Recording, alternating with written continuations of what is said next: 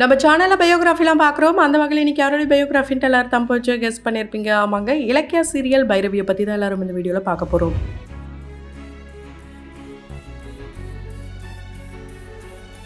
இவங்கள பத்தி பார்க்கறதுக்கு முன்னாடி இது வரைக்கும் யாரெல்லாம் நம்ம சினி சமூகம் சேனலை சப்ஸ்கிரைப் பண்ணலையோ அவங்க எல்லாரும் மறக்காம சப்ஸ்கிரைப் பண்ணிடுங்க. பக்கத்துல இருக்க பெல் ஐக்கானையும் மறக்காம பிரஸ் பண்ணிடுங்க. இலக்கிய சீரியல் ரசிகர்கள் மத்தியில நல்ல வரவேற்பு கிடைச்சிருக்குன்னே சொல்லலாம். இதுல பைரவி கேரக்டர் பண்றவங்க என்னதான் சேஞ்ச் ஆனா கூட அவங்களுக்கும் நல்ல வரவேற்பு கிடைச்சிருக்கு. ஏன்னா இந்த பைரவி அப்படின்ற ரோல ஆல்ரெடி ராணி அப்படின்றவங்க தான் பண்ணியிருந்தாங்க. அவங்களும் ரொம்பவே ஒரு ஸ்ட்ராங்கான கேரக்டரா தான் இருந்தாங்க. அவங்கள தொடர்ந்து இவங்க இந்த ரோலை நடிப்பாங்கன்னு யாருமே எதிர்பார்க்கல. ஏன்னா கிட்டத்தட்ட திருமணமாகிற வயசுல இருக்கிறவங்களுக்கு அம்மா கேரக்டர் அப்படின்னும் போது கண்டிப்பா யாரா இருந்தாலும் நோ சொல்லுவாங்க. இவங்க ரொம்ப போல்டாவே ஓகே நான் நடிக்கிறேன் அப்படின்னு சொல்லிட்டாங்க. அதுக்கு ரீசன் என்னன்னா இவங்களுக்கே பாத்தீங்கன்னா காலேஜ் படிக்கிற வயசுல ஒரு பொண்ணு இருக்காங்க. ஆமாங்க, கண்டிப்பா யாருமே நம்ப மாட்டீங்க. ஏன்னா இவங்களுடைய லுக்கா இருக்கட்டும், இவங்களுடைய வே ஆஃப் டாக்கா இருக்கட்டும், இவங்களுடைய ஆட்டிடியூடா இருக்கட்டும், இவங்களுக்கு திருமணமே ஆகல அப்படின்னு தான் நிறைய பேர் நினைச்சிருப்பாங்க. ஆனா ஒரே ஒரு ஷோ மூலியமா இவங்க ரெண்டு பேரும் பேரா வந்து எங்களுக்கு திருமணம் ஆயிடுச்சு, எங்களுக்கு குழந்தையே இருக்குப்பான்னு சொல்ற வகையில தான் இவங்களுடைய லவ் ஸ்டோரிலாம் கூட சொல்லியிருப்பாங்க.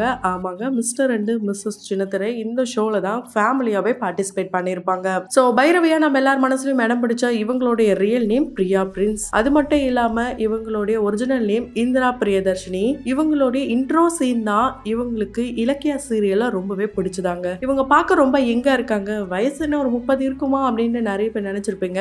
ஆனா இல்லங்க, 1985 அக்டோபர் 27 தான் இவங்க பிறந்திருக்காங்க. அப்ப இவங்களுடைய வயசை நீங்களே கால்குலேட் பண்ணிக்கலாம். இவங்களுக்கு சின்ன வயசுல இருந்து சயின்ஸுக்கும் இவங்களுக்கும் சம்மந்தமே இல்லையா. ஆனா இப்போ ஒரு நியூட்ரிஷனா இருக்காங்க. அதுதான் இவங்களுடைய அழகுக்கு காரணமே. எல்லாருமே இந்த கிரீம் போடுங்க, அந்த கிரீம் போடுங்க, இதை சாப்பிடுங்க, அதை சாப்பிடுங்கன்னுவாங்க. ஆனா அவங்க எப்படி தங்கம் நம்ம வந்து சேர்க்கிறோமோ அதே மாதிரி தான் அழகை சேர்க்க நம்மளுடைய உடம்புல இருக்க பார்ட்ஸை நம்ம ரொம்ப பத்திரமா பார்த்துக்கணும். அதுக்கு என்ன தேவையோ அந்த உணவுகளை நம்ம சாப்பிடணும். பயோட்டின், கொலாஜின் இது போல நல்லா பார்த்து சத்தான உணவுகளா சாப்பிடணும். நம்மள நம்ம குப்பை தொட்டி மாதிரி என்னைக்கும் பார்த்துக்க கூடாதுன்ட்டு ஒவ்வொருத்தருக்குமே இவங்க ஒரு அவேர்னஸ் கிரியேட் பண்ற வகையில அவங்களோட லைஃப்ல நடந்த ஒரு சில விஷயங்களை ஷேர் பண்ணியிருக்காங்க. ஸ்கூல் படிக்கும் போதுல இவங்க ரொம்பவே குண்டா இருப்பாங்களாம், பாடி ஷேமிங்லாம் பண்ணுவாங்களாம். அதாவது சோடா புடின்னு வாங்கலாம், கேர்லி ஹேர் தான் இருக்குமா, குண்டு கத்திரிக்காய்னு வாங்கலாம், மயிலுன்னு கூப்பிடுவாங்களாம். இது போல ரொம்பவே ஒரு நெகட்டிவிட்டி தான் இவங்களை சுத்தி இருக்குமாம். ஆனா இவங்க பர்சனல் லைஃப் பாத்தீங்கன்னா ரொம்பவே ஒரு பாசிட்டிவான லேடி தான் சொல்ல முடியும். அந்த அளவுக்கு எது நடந்தாலுமே ரொம்ப பாசிட்டிவா எடுத்துப்பாங்க. இவங்களுடைய லைஃப் பாத்தீங்கன்னா ரொம்ப ரொம்ப கீழே இருந்து தான் மேல வந்திருக்காங்கன்னு சொல்ல முடியும். ரொம்பவே கஷ்டப்பட்டு தான் இவங்க மேல வந்தாங்களாம். இவங்களுடைய அப்பா வந்து இதை பண்ண அதை பண்ணி எதுவுமே சொல்ல மாட்டாராம். இவங்கள வந்து உன்னோட இஷ்டத்துக்கு நீ என்ன பண்றியோ அதை கரெக்டா பண்ணு அப்படிதான் சொல்லுவாராம். அந்த அளவுக்கு ரொம்பவே சப்போர்ட்டிவான அப்பாவாங்க. இவங்க அவங்களுடைய கெரியரை மீடியாவுக்கு கொண்டு போக முக்கிய காரணம் இவங்களுடைய அப்பா தான். ஏன்னா என்னதான் இப்ப இவங்க ஒரு ஆக்ட்ரஸா இருந்தாலும் இவங்களுடைய கெரியர் ஒரு ஆர்ஜேவா தான் ஸ்டார்ட் பண்ணிருக்காங்க. ஆமாங்க, ஒரு விளம்பரம் வந்து நியூஸ் பேப்பர்ல வந்திருக்கு. அந்த விளம்பரத்தை பாத்தீங்கன்னா அந்த பேப்பரை கட் பண்ணி பத்திரமா எடுத்து வச்சு இவங்க கிட்ட கொடுத்தாராம் இவங்களுடைய அப்பா. அதுக்கப்புறம் இவங்களும் போய் ஆடிஷன்ல அட்டென்ட் பண்ணியிருக்காங்க. அந்த வகையில இவங்க சூரியன் எஃப்எம்ல ஒர்க் பண்ணியிருக்காங்க ஆர்ஜேவா. அதை தொடர்ந்து இவங்களுக்கு சீரியல் வாய்ப்புலாம் கூட வந்திருக்கு. அந்த வகையில என் பெயர் மீனாட்சி அப்படின்ட்டு விஜய் டிவி மூலமாக இவங்க ஒரு ஆக்ட்ரஸ் அறிமுகமாகறாங்க. அதுக்கிடையில இவங்க புதிய தலைமுறை சேனல்ல நியூஸ் ரீடராகவும் இருந்திருக்காங்க. நிறைய பேர் நோட் பண்ணியிருந்திருப்பீங்க. பிரியா பவானி சங்கரும் அங்கதான் இருந்திருப்பாங்க. இப்போ ஒரு பெஸ்ட் ஆக்ட்ரஸா வாழ வந்துட்டு இருக்காங்க. இவங்க ஆர்ஜேவா இருக்கும் போது லவ் நிறைய ப்ரொபோசல்லாம் வருமாம். ஆனா இவங்க நேரடியா அவங்கள மீட் பண்ணும்போது ஃப்ரெண்ட்ஸ் ஆயிடுவாங்களாம். கிட்டத்தட்ட 5 வருஷம் பிரேக் அப்புறம் இவங்க ரீஎன்ட்ரி கொடுத்தாங்கன்னே சொல்லலாம். அந்த வகையில சன் டிவில இஎம்ஐ தவணை முறை வாழ்க்கை அப்படின்ற சீரியல் மூலமா ரீஎன்ட்ரி கொடுத்தாங்க. திரும்பவும் விஜய் டிவில மாப்பிள்ளை சீரியல்மா மிர்ச்சி செந்தில்க்கு பெஸ்ட் ஃப்ரெண்ட் கேரக்டர்ல பிரியா அப்படின்ற ரோல் பண்ணிருப்பாங்க. இவங்க இன்னும் ஃபேமஸ் ஆக முக்கிய காரணம் அதே விஜய் டிவி தாங்க. அதுவும் தமிழ் கடவுள் முருகன் அப்படின்ற சீரியல்ல பார்வதின்ற ஒரு முக்கிய கேரக்டர் பண்ணிருப்பாங்க. அதுல பாக்குறதுக்கு அப்படியே ஒரிஜினல் பார்வதி தேவி மாதிரியே இருப்பாங்க. ஒரிஜினல் கடவுள் மாதிரியே இருக்காங்கன்னு கையெடுத்து கும்பிட்டு கதெல்லாம் கூட இருக்காங்க. அது மட்டும் இல்லாம அந்த ஒரு ரோல் மூலமா இவங்க ரொம்ப ஃபேமஸ் ஆயிட்டாங்கன்னே சொல்லலாம். அதை தொடர்ந்து கலைஞர் டிவில டும் டும் டும், சங்கர் சாரோடைய படமான 2.0ல இவங்க வெள்ளித்திரையில அறிமுகமாகறாங்க. ஆடிஷன் அட்டென்ட் பண்ணி தான் செலக்ட் ஆனாங்களாம். நிறைய பேர் ஆடிஷன் அட்டென்ட் பண்ண வச்சாராம் சங்கர் சார். ஆனா யாரும் செட் ஆகலையாம். இவங்களை நியூஸ் ரீடரா பார்த்து அதுக்கப்புறம் தான் இவங்களை கூப்பிட்டுருக்காங்க. அதுக்கப்புறம் இவங்களுடைய சீரியல்லாம் கூட பார்த்திருக்காராம். அது மூலமா 10 யூனிட்டும் ஒரே நாள்ல இவங்க ஒரே ஒரு ஆளை வச்சு வச்சு மட்டும் ஷூட் பண்ண நாட்கள்லாம் கூட இருக்காம். பசங்க 2லயும் இவங்க நடிச்சிருக்காங்க. இவங்களுடைய ரியல் லைஃப்பும் காதல் கதையா தான் இருந்திருக்கு. என்னன்னா, இவங்க ஒரு கம்பெனிக்கு இன்டர்வியூ அட்டெண்ட் பண்ண போயிருக்காங்க. இன்டர்வியூ அட்டெண்ட் பண்ண போகும்போதே அந்த கம்பெனியோட ஓனர் மாரி போயிருக்காங்க. அங்க இருந்த மேனேஜர் எதுக்கு வந்திருக்கீங்கன்னு கேட்டா, நான் இன்டர்வியூ வந்திருக்கேன் அப்படின்ட்டு கேட்டிருக்காரு. அவங்கள பார்த்து அங்கேயே இம்ப்ரெஸ் ஆகுறாரு. அங்க இம்ப்ரெஸ் ஆனதும் உங்களுடைய ஃபேமிலி பத்தி சொல்லுங்கன்ட்டு ஃபேமிலி பத்தி இன்டர்வியூ எடுத்திருக்காரு. அதுக்கப்புறம் 2 பேரும் லவ் பண்ண ஸ்டார்ட் பண்ணிருக்காங்க. அந்த கம்பெனிக்கு வேலைக்கு போக சொன்னா 2 பேரும் சேர்ந்து ஊர் சுத்த கிளம்பிட்டாங்களாம். அதுக்கப்புறம் வேற ஒரு கம்பெனில வேலை கிடைச்சு இவங்க அது மூலமா அடுத்த லெவலுக்கு போயிருக்காங்க.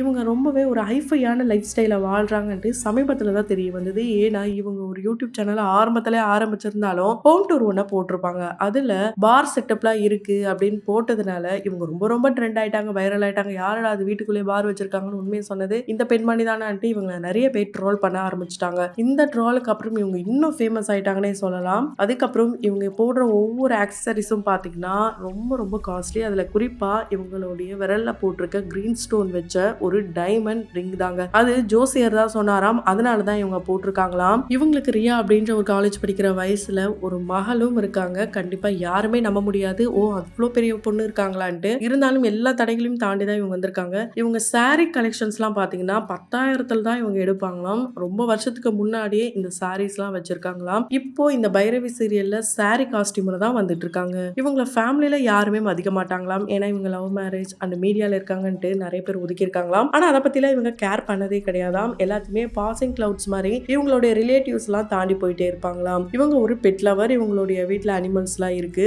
இவங்க என்னதான் போல்டா இருந்தாலும் அப்பா அப்படின்னு வரும்போது கொஞ்சம் எமோஷனல் டைப் தான். ஏன்னா இவங்களுடைய அப்பாக்கு கேன்சர் இருக்காம். இந்த விஷயத்த ஒரு இன்டர்வியூல எமோஷனலா 1 இயர்க்கு முன்னாடி சொல்லியிருப்பாங்க. நான் என்னோட லைஃப்ல மறக்க முடியாத தருணம் அண்ட் இந்த ஒரு விஷயத்த மாத்தணும்னு நினைச்சுன்னா அது எங்க அப்பாவுக்கு வந்த கேன்சர் தான். கண்டிப்பா அவருக்கு கூடிய சீக்கிரம் சரியாயிடணும்னு கடவுளை வேண்டிக்கிறேன் அப்படின்லாம் அவங்க ரொம்ப எமோஷனலா இருப்பாங்க. அது மட்டும் இல்லாம இவங்க பரதநாட்டிய டான்சர் இப்போ வரைக்கும் லேர்ன் பண்றாங்க. அந்த வீடியோஸ்லாம் கூட சோஷியல் மீடியால இருக்கு. இவங்க MBA முடிச்சிருக்காங்க. பிசினஸும் இப்போ பண்ணிட்டு இருக்காங்க. இவங்க ஃபர்ஸ்ட் தியேட்டர்ல பார்த்த மூவி எதுனா அது காதல் தானாங்க. இதை அவங்களே சொல்லியிருக்காங்க. சயின்ஸே பிடிக்காதுன்னு சொன்ன இவங்க இப்போ சயின்ஸ் வச்சுதான் இவங்களுடைய வாழ்க்கையை வாழ்ந்துட்டு இருக்காங்களாம். அந்த அளவுக்கு தான் இவங்களுடைய வாழ்க்கை லைஃப் ஸ்டைல்லாம் ரொம்ப ஹெல்த்தியா போயிட்டு இருக்காம். கண்ணானே கண்ணே சீரியலா இருக்கட்டும், கண்மணி சீரியல்ல சுகன்யான்ற ரோலா இருக்கட்டும், இப்படி ஒவ்வொரு சீரியலையுமே இவங்க ரொம்ப ரொம்ப முக்கியமான ரோலை தான் பிளே பண்றாங்க. கண்டிப்பா இவங்களுடைய வளர்ச்சி ரொம்ப அபாரமான வளர்ச்சி தான் சொல்ல முடியும். ஏன்னா அடிமட்டத்துல இருந்து இப்படி இவங்க இந்த அளவுக்கு வந்திருக்காங்கன்னா அதுவும் சீரியல்ல வில்லியா நடிக்கிறது ரொம்பவே பிடிச்சிருக்காம். டேக் அப்படின்னு சொன்னா போதுமாம், அப்படியே வில்லியாவே மாறிடுவாங்களாம். சோ இவங்க பாடி ஷேமிங்க்கு உள்ளாகி பல வருஷங்கள் ஆயிடுச்சு. இப்ப யாருமே பாடி ஷேமிங்க்கு உள்ளாக கூடாதுன்ட்டு இவங்க ஒரு சில டிப்ஸ் எல்லாம் கூட சொல்றாங்க. லைஃபை ஹெல்த்தியா வாழுங்க அப்படிலாம் சொல்லிடுறாங்க. அந்த வகையில கண்டிப்பா பிரியாவை பல வருஷமா இந்த இண்டஸ்ட்ரியில பார்த்துட்டு வருவீங்க. உங்களுக்கு எந்த அளவுக்கு இவங்களை ரொம்ப பிடிக்கும்ன்றத கமெண்ட் பாக்ஸ்ல மறக்காம கமெண்ட் பண்ணுங்க. தொடர்ந்து பயோகிராஃபிலாம் பார்த்து என்ஜாய் பண்ணணும்னு நினைச்சீங்கன்னா உடனே நம்ம சினி சமூகம் சேனலை சப்ஸ்கிரைப் பண்ணிடுங்க. பக்கத்துல இருக்க பெல் ஐக்கனையும் மறக்காம பிரஸ் பண்ணிடுங்க.